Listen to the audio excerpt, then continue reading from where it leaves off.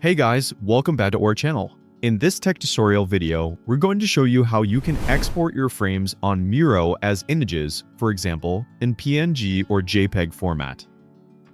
This is a super useful feature if you want to share your work with others, use your Miro designs in reports or slides, or simply save your visuals locally for backup or offline use.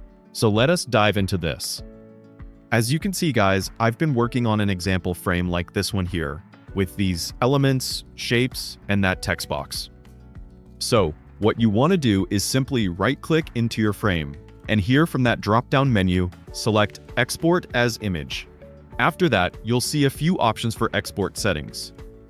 You can select your preferred size in the top left corner, usually small, medium, or large, depending on your Miro membership plan. For example, with my current membership, I can export images only in small size and JPG format with this resolution here. So let's click into export, wait for the process to complete, and after that, the image will be saved directly to your device, containing all the elements that are visible in your frame. And that's how it works, guys. Now, here are a few extra tips to make your exports even better.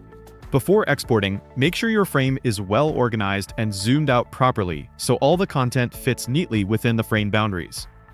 If you need transparent backgrounds or higher resolution PNGs, consider upgrading to a paid Miro plan, as those export features are typically available to premium users. You can also rename your frame before exporting, and the exported image file will automatically use that same name, which helps keep your files organized.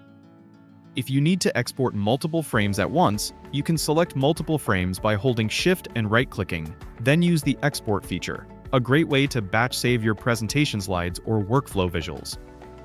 Additionally, once your export is saved, you can insert it into PowerPoint, Google Slides, Notion, or even emails to share your ideas visually with teammates or clients who don't use Miro. So, that's it. Now you know how to export your Miro frames as images quickly and efficiently. Thanks for watching. Hope you enjoyed this video, got some real value from it, and learned something new.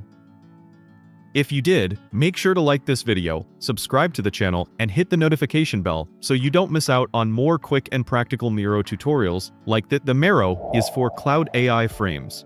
It's produced by Miro and Frames,